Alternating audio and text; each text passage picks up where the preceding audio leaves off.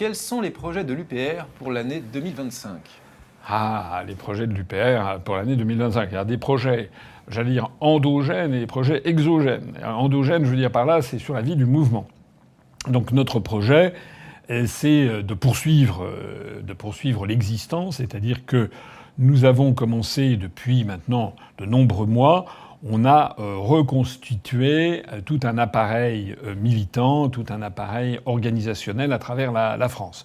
On en avait eu, mais malheureusement, il y a eu toute une série d'événements qui se sont déroulés à partir de 2017. D'abord, c'était l'échec à la présidentielle qui fait qu'un certain nombre de personnes ont été très déçues. Donc certains nous ont quittés, des gens qui, parfois, n'ont pas suffisamment d'opiniâtreté, de ténacité et d'inscrire leur action dans la durée. Donc il y a des gens qui nous ont quittés. Et puis après ça, il y a eu les élections européennes de 2019 où là, on avait fait un score qui aussi avait comment dirais-je, découragé un certain nombre de personnes. Toutes ces personnes qui n'ont toujours pas compris que le score que nous faisons lors des élections est un score qui n'est pas mirobolant. Je suis le premier à le regretter, bien sûr, mais qu'il y a des explications qu'il est très très important d'avoir à l'esprit pour essayer de les combattre. On y reviendra peut-être ici, mais j'ai déjà eu l'occasion de le dire de très nombreuses fois. Voilà. D'ailleurs, toutes les personnes qui ont critiqué l'UPR et son président au motif qu'on ne saurait pas s'y prendre, que je serais ci, que je serais ça, pas assez ci, pas assez ça, ce qui a fait d'ailleurs la lie de la tentative de putsch intérieur et de destruction de l'UPR que l'on a connue en 2020, toutes ces personnes qui se sont lancées dans des activités parallèles et pour essayer de nous copier, ben finalement, ne sont arrivées à rien du tout. Voilà. Parce que certes, nous ne faisons pas des grands scores électoraux, mais on fait quand même les meilleurs. Voilà, parmi tous ceux qui nous ont singés. Voilà. Donc, il faut attendre, il faut durer, et il faut espérer que progressivement, les Français vont se mettre au diapason de ce qui est en train d'arriver, c'est-à-dire c'est la confirmation des analyses que nous faisons depuis 18 ans. Alors, pour répondre donc à la question, premièrement, poursuivre donc cet effort de rétablissement, parce que le mouvement avait été vraiment endommagé à la fois par ces élections décevantes, puis par la tentative de putsch avorté, puis par les accusations qui avaient été portées contre moi, qui ont fait l'objet d'une procédure judiciaire assez extraordinaire quand je compare, par exemple, à ceux dont ont bénéficié M. Véran, Mme Buzyn, par exemple, au sujet de la Covid-19. Ils n'ont même pas fait l'objet d'une mise en examen. C'est un véritable scandale, mais un scandale inimaginable. Voilà. Comme vous le savez, moi j'ai eu une ordonnance de non-lieu générale, ce qui est très rare. C'est-à-dire que les juges d'instruction, après avoir examiné pendant 3 ans, avoir fait des interrogatoires contradictoires avec mes accusateurs, les 2 juges d'instruction, dont l'un était blanchi sous le harnais, connaissait très très bien tout ça, ont jugé que tout ceci, il n'y avait rien dans le dossier, et donc ont procédé à une ordonnance de non-lieu générale. Évidemment, le parquet a fait appel parce que ça remet une pièce dans le jukebox. Hein, ça permet comme ça de faire durer. Il s'agit d'une opération qui maintenant saute aux yeux, qui est éminemment politique. Mais on est quand même dans une situation très différente d'avant, puisque là maintenant, il va falloir que le parquet montre que les 2 juges d'instruction, qui sont des grands professionnels, se sont trompés dans leurs analyses. Et des analyses qui sont fondées sur des éléments extrêmement précis du dossier. Toute chose que d'ailleurs les gens qui ont repris ça dans les médias ne connaissaient pas. Voilà. J'attends la fin de cette procédure pour ensuite essayer de voir comment je pourrais obtenir des médias qui m'ont traîné dans la boue, et non seulement moi, mais tous mes proches, ma famille, etc. Les gens ne se rendent pas compte des conséquences que ça peut avoir.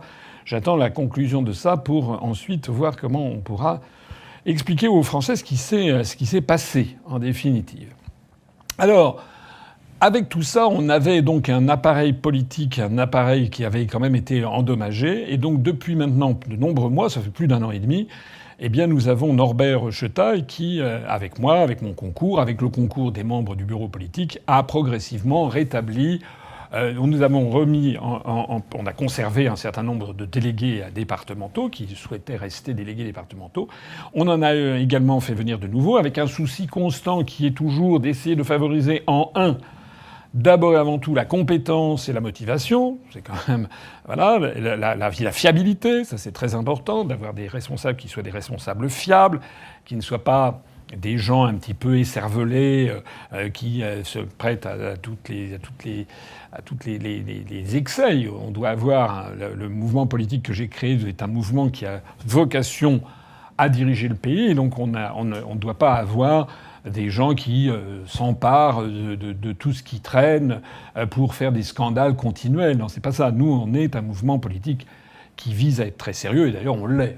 Je vois bien que le nombre de journalistes, par exemple, qui ne m'invitent pas, mais qui suivent mon compte Twitter, c'est considérable. Et je vois aussi dans la rue, et à travers la France, j'étais en province au cours des 2 dernières semaines, de la dernière semaine, j'ai vu à quel point, effectivement, notre notoriété et ma notoriété a beaucoup progressé.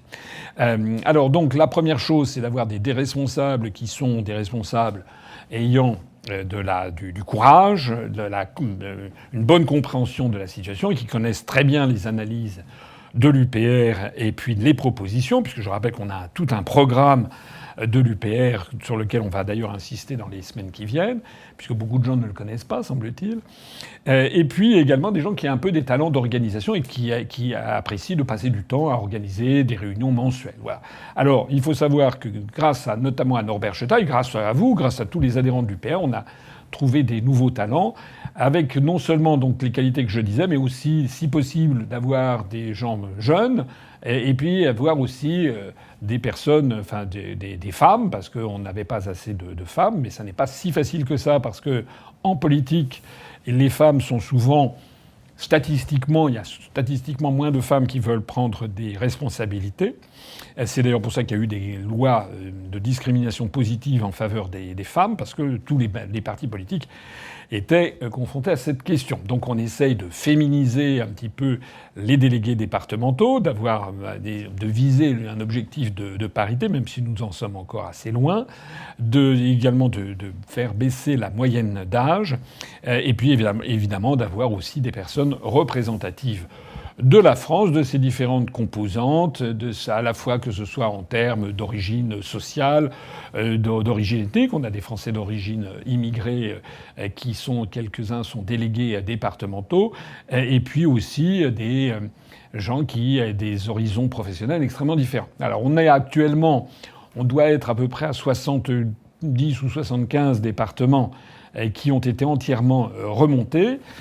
Sur donc une centaine, donc il nous en reste encore, disons 25 à 30, qui doivent être finis d'être montés. D'ailleurs, vous pouvez aller sur le site de l'UPR, vous allez délégués départementaux et vous verrez le trombinoscope, si l'on peut dire. Vous verrez, là, il y a presque toutes les photos. Je le cite d'ailleurs au passage parce que allez donc sur les sites internet des autres partis politiques et essayez de voir aussi leurs responsables départementaux. Nous, à chaque fois, moi je ne cache rien. Là, on a des délégués départementaux, vous verrez, vous avez presque toutes les photos, voilà, sauf évidemment ceux qui ne sont pas encore nommés. Et puis il y a quelques personnes qui sont nommées, mais qui ont un peu tardé encore à nous envoyer leurs photos, mais voilà. Et puis vous n'avez pas que la photo, vous avez aussi des moyens de les contacter, etc. Voilà. Je le dis parce que il n'y a pas tant de partis politiques que ça qui sont si bien structurés au niveau de la France profonde, au niveau départemental. Alors ça, c'est notre objectif de moyen terme que nous allons donc poursuivre. Et puis évidemment, il y a des échéances électorales. Et évidemment, nous ne sommes pas stupides. Quand je dis nous, c'est pas un nous de majesté, c'est à la fois moi-même, mais c'est aussi le bureau politique. Et puis c'est aussi le Conseil national. On en a parlé lors de la réunion du dernier Conseil national, lors de l'université d'automne. Ben, on sait qu'il va y avoir, dans les 18 mois qui viennent, il va y avoir, on peut même dire dans les 12 mois qui viennent, il va y avoir une élection nationale de façon certaine, les élections municipales en 2026. Une élection nationale qui n'est pas certaine mais qui est quand même probable, ce sont les élections législatives anticipées si Macron, même s'il a dit qu'il ne le ferait pas, mais enfin les promesses de Macron, personne n'y croit. Si Macron se sent obligé, parce qu'il est quasiment acculé en ce moment, à dissoudre l'Assemblée nationale. Vous savez que l'article 46, je crois, de la Constitution interdit de dissoudre l'Assemblée nationale plus d'une fois par an. Donc il a dissous début juillet, le 9 juillet 2024. Il pourra de nouveau dissoudre l'Assemblée nationale le 9 juillet 2025. Alors il a dit qu'il ne le ferait pas, mais la situation du gouvernement, la situation de la France est tellement catastrophique que ce serait quand même c'est quand même très vraisemblable qu'il finisse par dissoudre l'Assemblée nationale, qu'il y aurait donc de nouvelles élections législatives. Et puis il y a une troisième échéance nationale, mais alors là, qui est très hypothétique, qui serait une élection présidentielle anticipée. Alors je sais que c'est le dada dont s'est emparée récemment la France insoumise. La France insoumise qui, pendant très exactement 6 ans ou 5 ans et 8 mois, a considéré que le dossier que j'avais fait de destitution de Macron était une rigolade, avant d'un seul coup d'en découvrir les vertus et de s'emparer de ça, évidemment sans droit d'auteur, et en passant devant tous les médias sur le thème qu'ils avaient eu une idée géniale, c'était la nôtre, une idée géniale qui était de lancer la destitution de Macron. Bon. Vous savez que cette destitution a été lancée, puisqu'il suffit d'avoir 58 députés pour la lancer, ce qui était largement la possibilité de LFI. Mais vous savez qu'il y a toute une série de procédures, d'étapes dans cette procédure absolument abracadabrante d'ailleurs, et que le Rassemblement national de Madame Le Pen a mis le haut là pour protéger Macron. Elle a refusé, le RN n'a pas mélangé ses voix. Si le RN avait soutenu LFI, on aurait eu, et le nouveau Front populaire, Macron, il y aurait eu une deuxième étape de la procédure, c'est un débat public à l'Assemblée nationale devant les caméras du monde entier, où l'ensemble des députés français se seraient posé la question de la façon dont Macron gère la France et de la façon dont il respecte ou pas la Constitution. C'est ça. C'est ça. Il y aurait eu un débat sur l'article. Est-ce que l'article 68 était applicable? Ça n'est jamais arrivé dans l'histoire de la République, en tout cas de la Ve République. Il y a eu déjà une procédure de lancement de la procédure de décision qui avait été faite contre François Hollande vers la fin de 2016, mais qui avait ça s'était achevé un petit peu comme ça, ça n'avait pas été soutenu. Puis on était juste à la fin du mandat de François Hollande. Mais là, ça aurait été très extraordinaire d'avoir un débat national sur l'ensemble des articles de la Constitution française que Macron a piétinés. Voilà. Or, je rappelle que le RN a protégé Macron en refusant de mêler ses voix à LFI et NFP sur ce sujet. Ce qui n'a pas empêché le RN de mélanger ses voix au LFI et NFP pour faire chuter Barnier. Alors, qu'est-ce qui va se passer? Je vais commencer par ça, puisque ça intéresse les gens. Moi, personnellement, je ne crois pas dans une élection présidentielle anticipée. Je peux me tromper, bien sûr, tout le monde peut avoir son point de vue. Je n'y crois pas. Je n'y crois pas parce que Macron, s'il démissionne ou s'il est destitué, il ne sera jamais réélu. Enfin, ça, alors là, je suis absolument certain. Il suffit de voir la tonalité de la presse, qui est quand même maintenant devenue très méchante contre Macron, à juste titre, mais elle est beaucoup plus méchante en tout cas que ce qu'elle a jamais été, parce que derrière, il y a les grands patrons de presse qui ont pointé, comme vous savez, comme les empereurs romains, comme Néron qui pointait le pouce vers le bas au Colisée pour décider de la mort d'un gladiateur qui avait été battu. Les grands patrons de presse, les grands oligarques qui tiennent la France commencent à comprendre que Macron, c'est terminé. Voilà. Ils n'en veulent plus. Ils savent que le type est siphonné, ils n'en veulent surtout plus. Donc maintenant, ils misent sur, je l'ai déjà dit, je le répète, je pense qu'ils misent sur Édouard Philippe.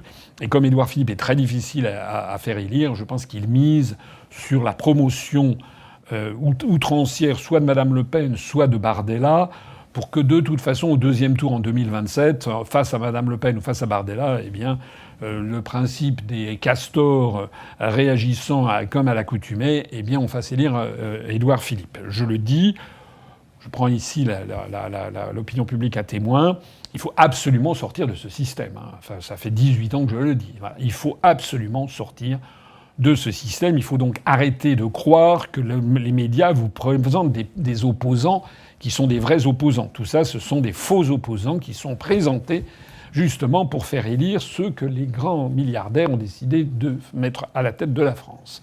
Alors, moi, je pense que la destitution n'aura pas lieu. Parce que d'ailleurs, même si le Rassemblement national mêlait ses voix au NFP, peut-être il pourrait y avoir les 3/5e, je crois que c'est les 3/5e, il me semble, à l'Assemblée nationale, mais au Sénat, c'est très difficile. Donc je pense que même... Parce que la procédure de destitution a été concoctée par Sarkozy lors d'un changement constitutionnel. Avant, ça n'existait pas, mais elle a été concoctée pour qu'elle soit quasiment impossible à mettre en œuvre. La France est une république ahurissante où il est plus difficile, mais beaucoup plus difficile, de chasser un président de la République incompétent et psychopathe que de changer la Constitution elle-même.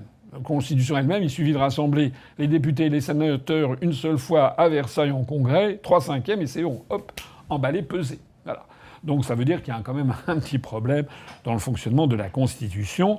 Et alors que la décision de Macron, il y a eu toute une série d'obstacles qui ont été posés qui sont extrêmement importants. Ce qui ne veut pas dire pour autant qu'il ne faut pas le faire, puisque comme je l'explique depuis 6 ans, si on avait lancé ça depuis des années, Macron aurait été empêché de faire toute une série d'opérations destructrices du pays qu'il s'est permis de faire et qu'il continue d'ailleurs de faire.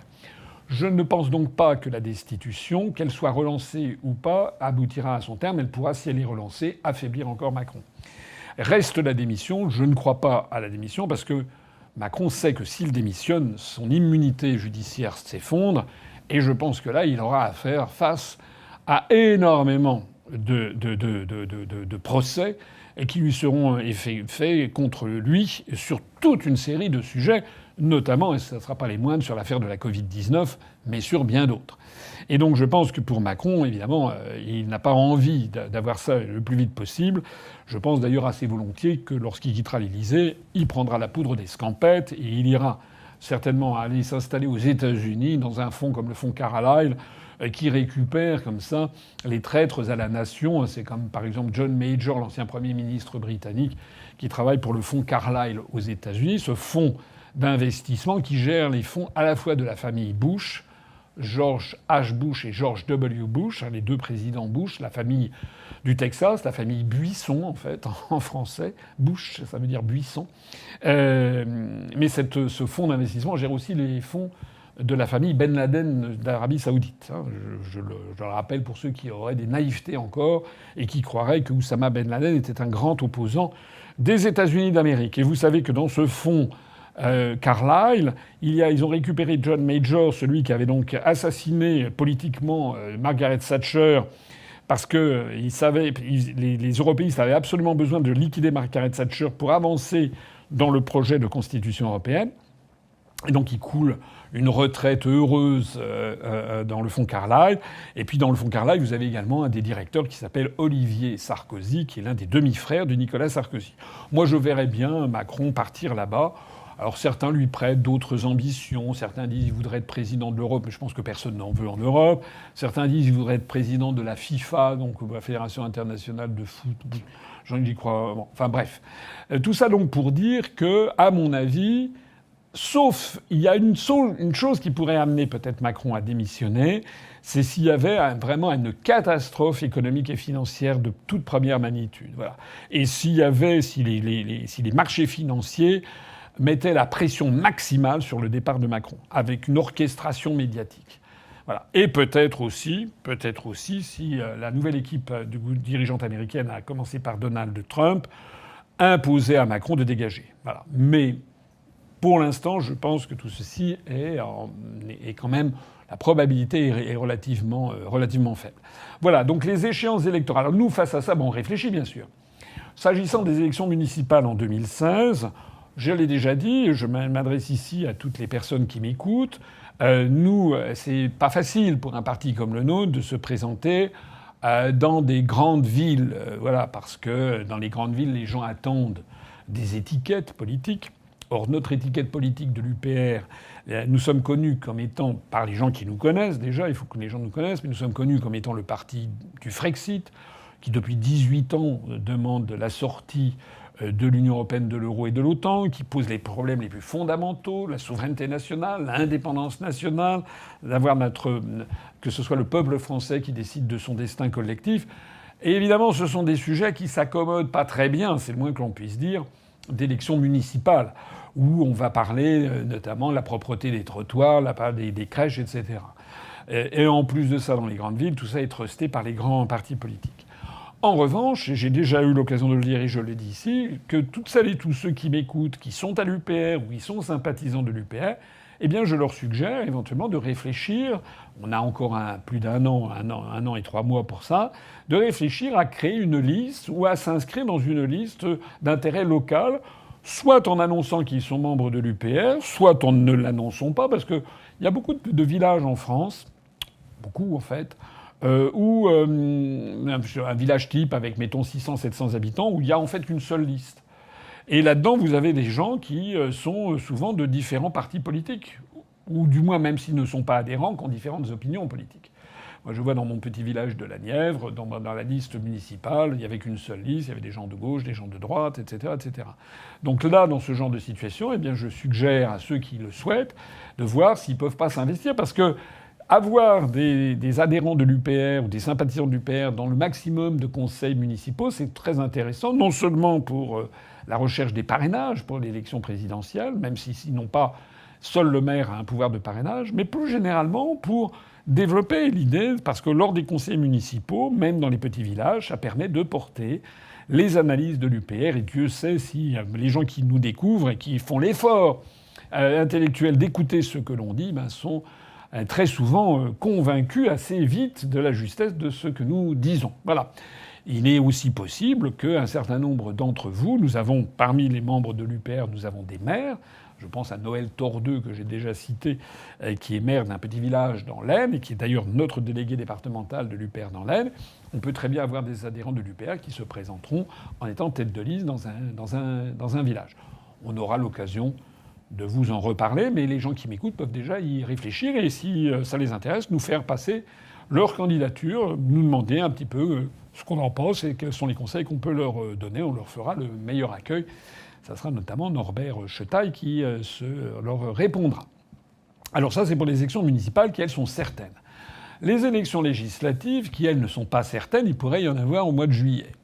Alors là, de deux choses l'une. Soit la loi électorale est modifiée, soit elle ne l'est pas. Si la loi électorale n'est pas modifiée, c'est-à-dire si on se retrouve dans la même situation qu'au mois de juillet dernier, je ne suis pas sûr que nous irons. Parce que tout simplement, je l'ai déjà dit, nous avons une situation financière qui est fragile. Pas si fragile que ça, puisque nous n'avons aucun emprunt bancaire. Hein, donc on pourrait avoir recours à des emprunts. Mais vous savez que j'ai eu pour principe, et avalisé par le Conseil national et le bureau politique, de ne pas dépendre de financements extérieurs, notamment pas de dépendre de financements bancaires. Donc nous sommes indépendants, nous sommes jaloux de notre indépendance et de notre souveraineté. Actuellement, nous sommes en train de régler mois par mois ce que nous devons à notre imprimeur. Donc on va bientôt terminer des opérations pour les élections européennes, où malheureusement, donc nous n'avons pas franchi la barre des 3% qui nous aurait permis d'avoir le remboursement de ces frais.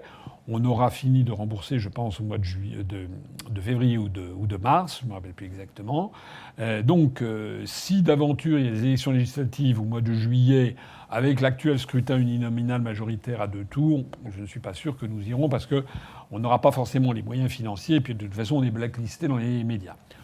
En revanche, on prête généralement à Bayrou l'idée d'introduire une dose de proportionnel, donc de changer le mode de scrutin. Alors ça, nous examinons ça, on attend de voir ce qui va se passer. C'est une idée qui est d'ailleurs ardemment promue et soutenue par le Rassemblement national, qui est quand même le parti politique qui a le plus grand nombre de députés à l'Assemblée nationale. Donc on va voir. Si d'aventure il était question d'avoir un scrutin avec une dose de proportionnel, c'est-à-dire un scrutin proportionnel mais avec une prime majoritaire, il faut regarder les modalités. Il faut voir aussi à partir de quand on pourrait avoir des députés. Est-ce que c'est à partir de 1%, de 3%, de 5%? Est-ce que c'est par département ou autre? Et ça dépendra aussi du nombre de députés. Mais il y a des grands départements, notamment par exemple dans la région parisienne, dans la banlieue parisienne. Et je pense qu'il y a des grands départements où là, sans doute, on essaierait de présenter une liste, si c'est un scrutin de liste départemental, si, par exemple, on pouvait espérer avoir 1 ou 2 députés. Voilà, évidemment, ça changerait tout pour nous. On examine ça de façon très précise, donc soyez-en assurés.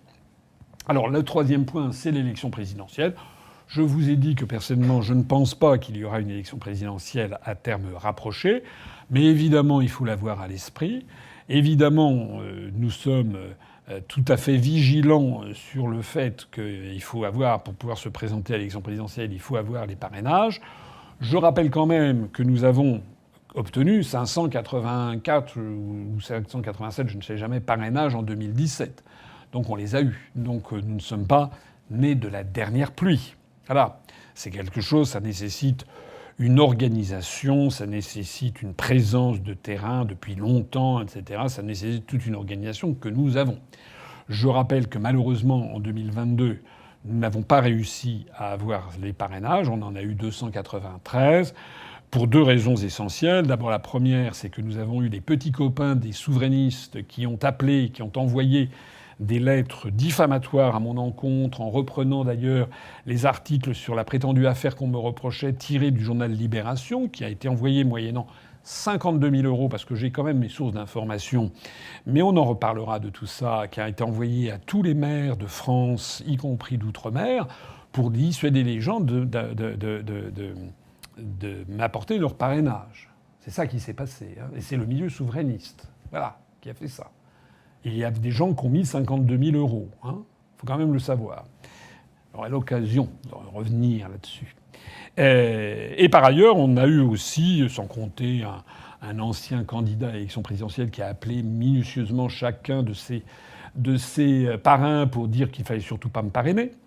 Et en plus de ça, donc je me suis tourné vers M. Bayrou, qui à l'époque, je l'ai déjà dit, était le haut-commissaire au plan, et s'était arrogé, de façon totalement inconstitutionnelle d'ailleurs, s'était arrogé le fait de distribuer des parrainages. Il avait constitué une banque de parrainages qui est totalement inconstitutionnelle, et donc il donnait les parrainages selon son bon vouloir. Donc il a donné des parrainages, semble-t-il, à Mme Le Pen, à M. Zemmour, ça c'est certain, mais il a aussi donné des parrainages à M. Poutou, hein, puisque je rappelle que c'était le jeudi précédent, une semaine avant la fin des parrainages. J'avais 247 parrainages et M. Poutou en avait 230.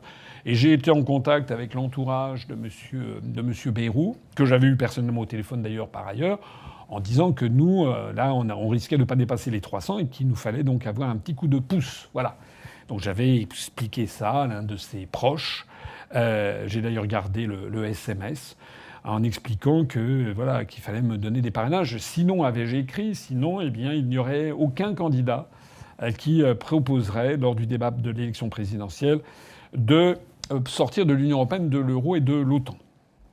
Et ce qui a été décidé par M. Bayrou, c'est de ne donner aucun parrainage. Voilà. C'est pour ça qu'on est passé de 247 à 293 par nos propres forces, tandis que M. Poutou, au miracle, est passé de 240, 35, je ne sais pas quoi, à 500. Voilà. C'est-à-dire qu'en fait, M. Bayrou a préféré qu'il y ait un deuxième candidat trotskiste, M. Poutou, qui ne propose pas de sortir de l'Union européenne ni de l'euro, comme vous le savez, tout comme d'ailleurs Madame Nathalie Arthaud. Hein, le tour de passe-passe de ça, c'est de dire non, mais ça, sortir de l'Union européenne, c'est du nationalisme, etc. Nous sommes pour la révolution internationaliste prolétarienne, pour les lendemains qui chantent, etc. Nous sommes solidaires de tous les peuples d'Europe, et ci et ça. En attendant, pendant ce temps-là, concrètement, lutte ouvrière permet à l'Union européenne de détruire tous les acquis sociaux des Français. C'est ça, hein, concrètement. Il faut comprendre la mécanique qu'il y a derrière lutte ouvrière. Voilà, j'ai peut-être déjà eu l'occasion d'en parler, mais c'est extraordinaire. Je rappelle aussi que si lutte ouvrière avait appelé à voter non à Maastricht, eh bien, le Maastricht n'aurait pas été ratifié, puisque ça a été ratifié à 51%, alors que Mme Arlette Laguillet représentait à l'époque plus de 3% des suffrages.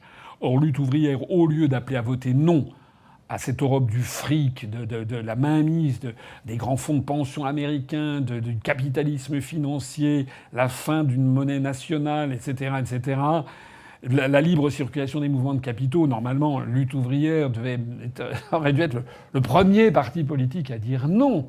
Pas du tout. Lutte ouvrière avait appelé à l'abstention. Donc, en appelant à voter, à s'abstenir, Madame Laguillet a fait en sorte que les 3% qu'elle représentait ne votent pas non. et donc a favorisé l'adoption du traité de Maastricht. Voilà ce que c'est que la politique française. Ça n'est pas ragoûtant. Voilà. Alors, donc tout ça pour dire que M. Bayrou avait préféré effectivement avoir un deuxième candidat trotskiste, et donc je n'ai pas pu être candidat.